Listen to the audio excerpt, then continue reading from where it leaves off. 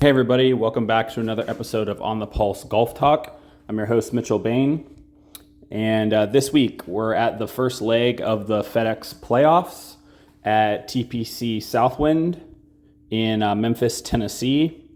And so let's get into a little bit of the bets, the final bets that I have for this week. If you saw my post earlier in the week for the early outrights, we had Aaron Rye at 50-1 with 8 each way. That's been bet down already. And then there was Hideki, 45-1 with the 3 each way, already down from 50. A Keegan, but I ended up getting out to see if there was a better number. And then Zalatoris at 80 to see if there was a better number.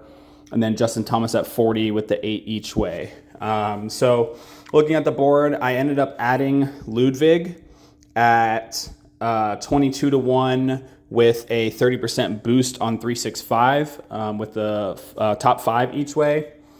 And then moving down the board a little bit, I added Tony Finau at 55-1 with the top 3 each way.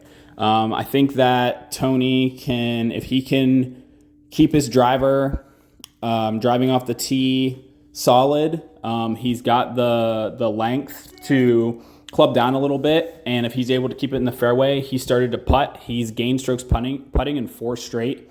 That's been his big bugaboo here at this tournament, and so I think that's just a big number for Tony. So I like that for him as well, and he'll definitely be in the DraftKings plays.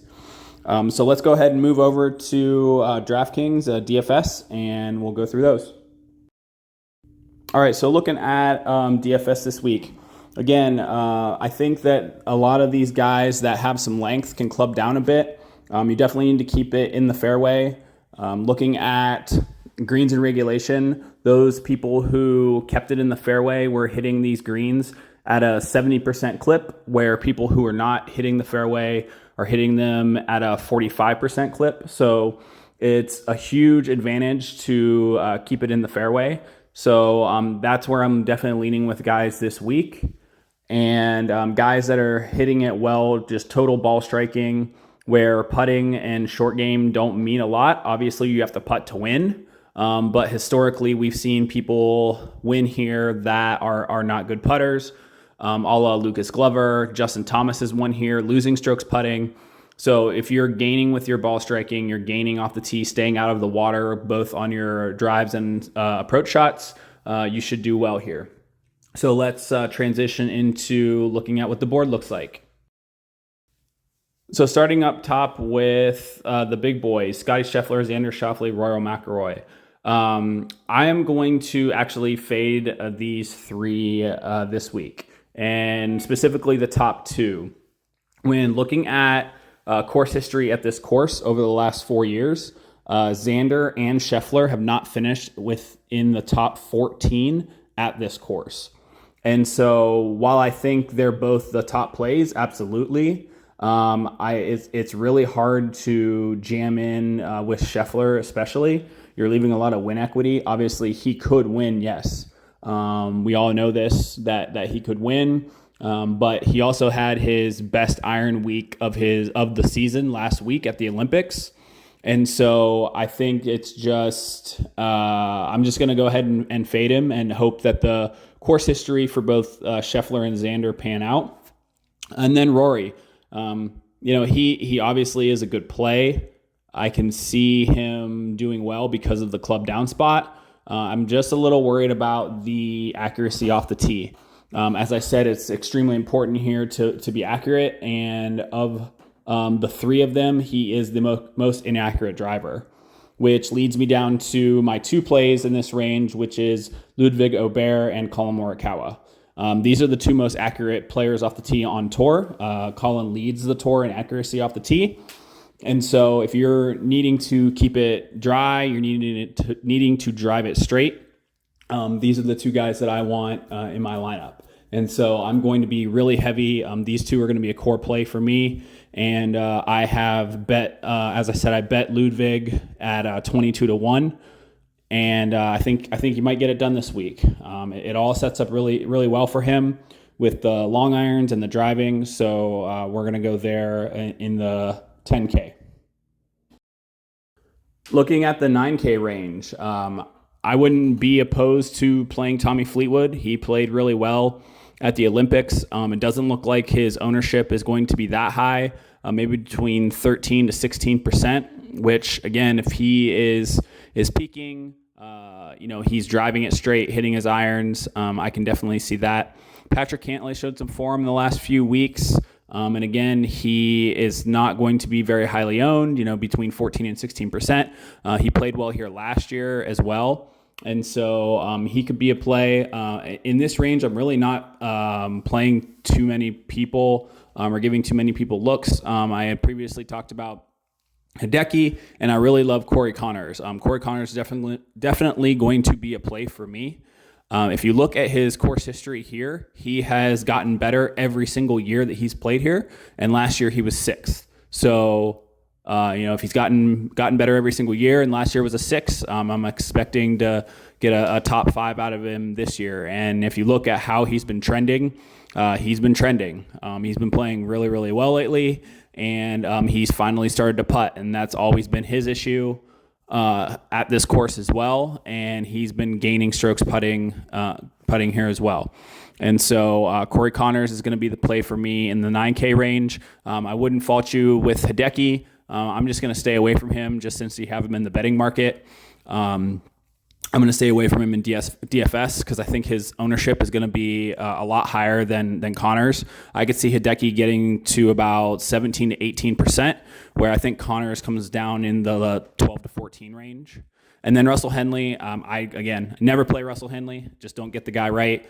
He's going to model well for everybody. He's played well here before. I believe he had a top 6 here as well last year. So, I could see the Russell Henley play. But again, he's going to be in the Hideki boat where he's coming in between 16 to 20%. And I'm just not playing a high ownership Russell Henley. Moving down to the 8K range. Love this range. Honestly, everybody in this range, it was a look for me, and I just had to make some cuts. So the guys that I'm definitely playing in this range are Tom Kim, Tony Finau. I don't really like Sung J M to the standpoint of his approach play. He's been striking the ball better. He definitely keeps it in the fairway, but the approach play is just what, was the out for me. Thigala has great course history here, but he's been struggling lately. So that was the out for me as well. I wouldn't, fault you for playing him. I think he's going to come in around 11%. So I could definitely see it. Same thing with Billy Horschel, good course history, been playing extremely well. He was in the group with Rye, so he was playing well at Wyndham. It was one of those things where it was a cut for me that I just had to make. Justin Thomas. So with full transparency, I bet Justin Thomas and played Justin Thomas in Showdown for round 1. So I have Justin Thomas versus every guy that I could get him against in round 1. And then I also bet him at 40 to 1 for first round leader and have him as my core in Showdown. And so I'm not going to be playing Justin Thomas for the week-long DFS, but as we've seen recently, he gets out to really hot starts, and then he starts to slow down a bit. So I'm playing him against everybody in first round, and also have him at 40 to 1 for first round leader. I have a little bit of Sam Burns. Sam Burns has had a second here as well. He played well, obviously, at the Open. Then he came back and played well at 3M. Again, he's starting to keep it in the fairway. He's not driving it as crazy as he normally has been. His irons are starting to peak, and he can putt. So I've got a little bit of Sam Burns. And then I'm going back to Aaron Rye. I think that the course sets up perfect for him.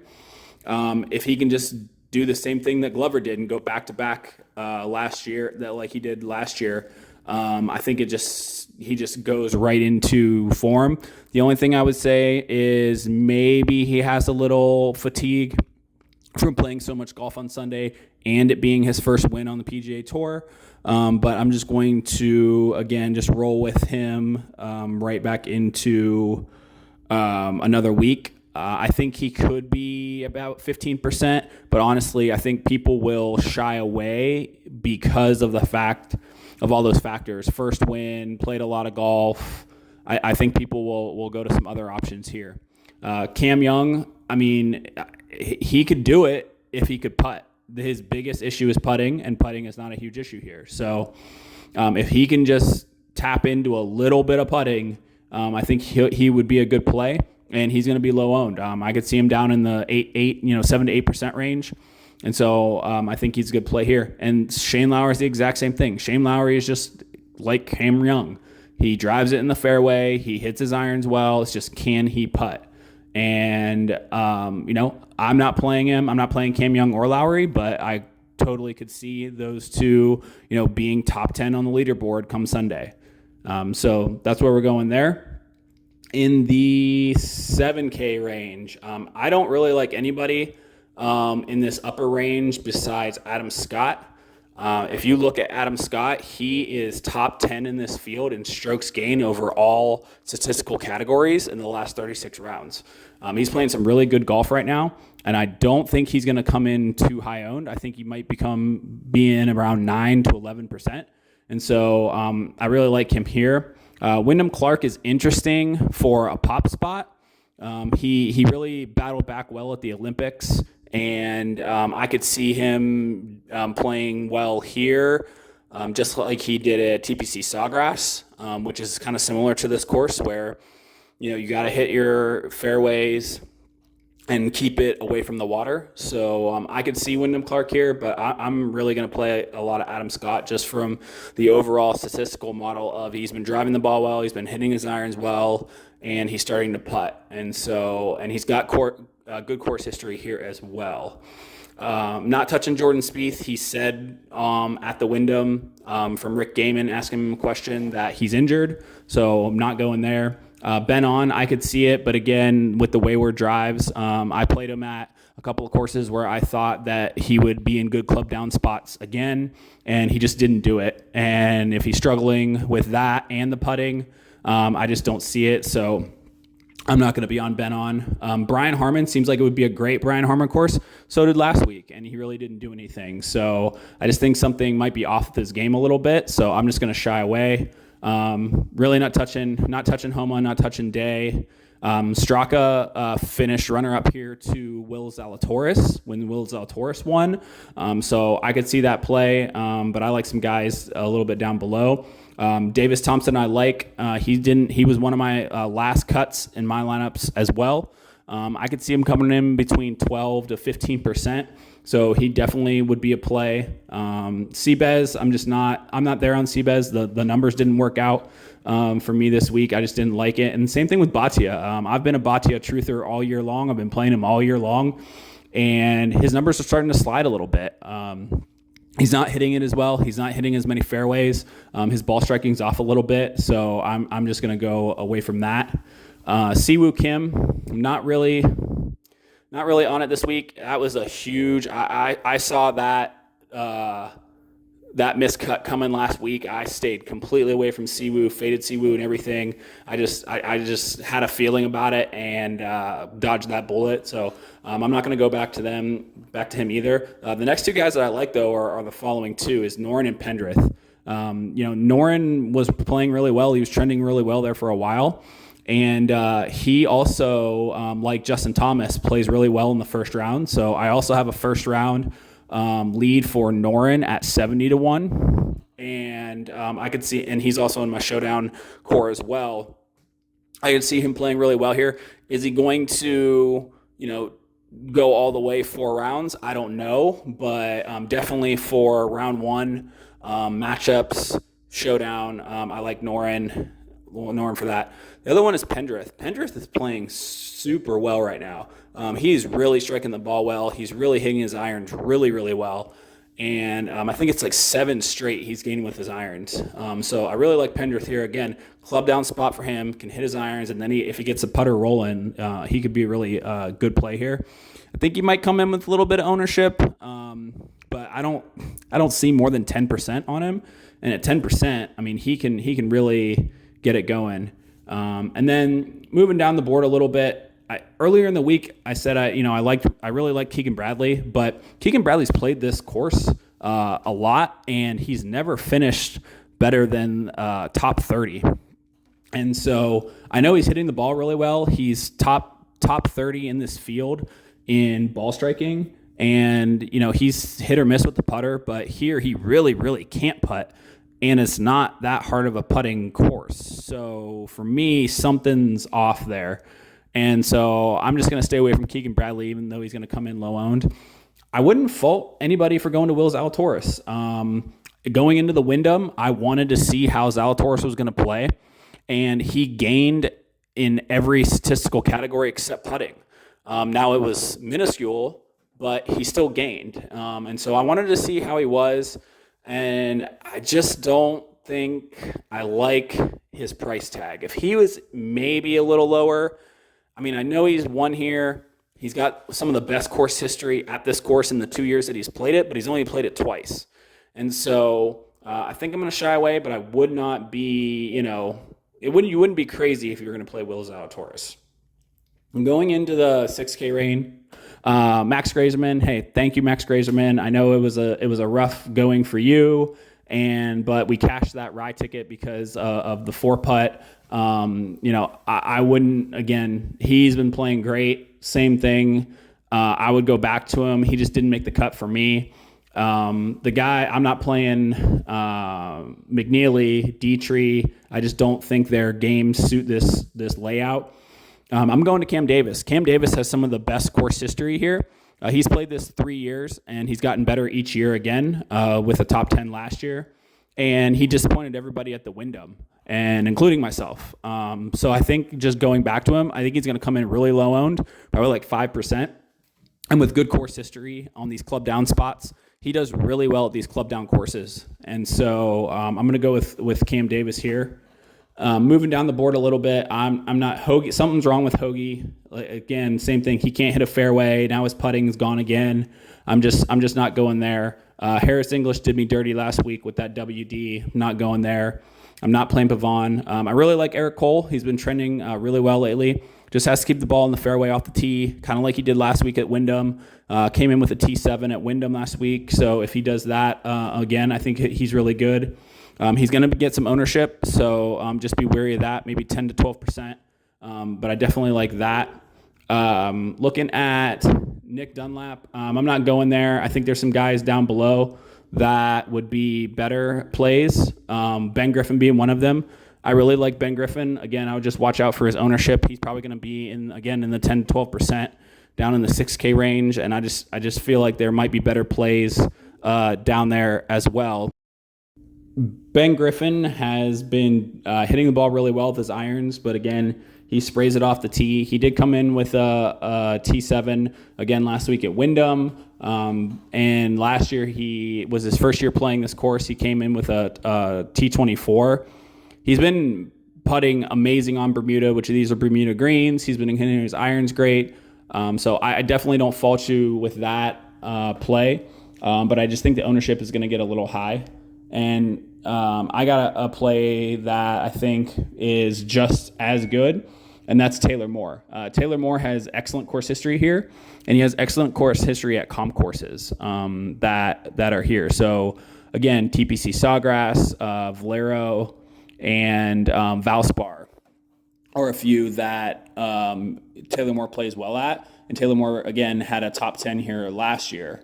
So, and he's looking at a little better form than he was previously. And so, at half the ownership of what Ben Griffin is coming in at, I'm going to go with Taylor Moore in my lineup. And then the really popular play down here is going to be Austin Eckroat, but he keeps it in the fairway. He is top 10 in keeping it in the fairway, fairways gained. And he can get hot with his irons. So, I think that Eckroat is a really good play down here. And then rounding it out, just a couple points here.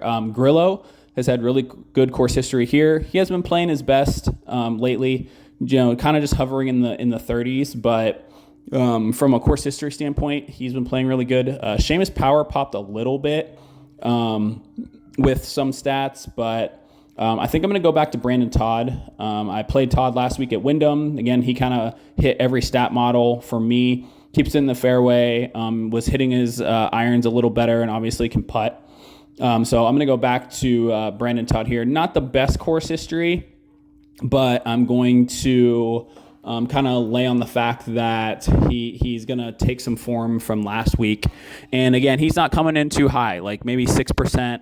And so, if you want to really low own play, I think Grillo is going to be like a 2 or 3%er, where Brendan Todd's probably around 6. Chris Kirk is probably around 6. So that's all the plays that I have down here in the 6K range.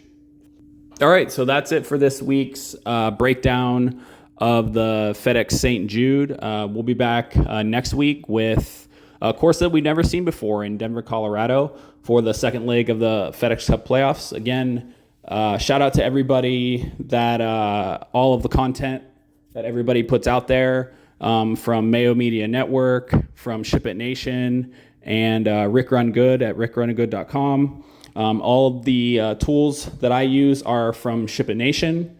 Hopefully this week turns out just as good or better than last week's, and let's get it done. We'll see you in the next video.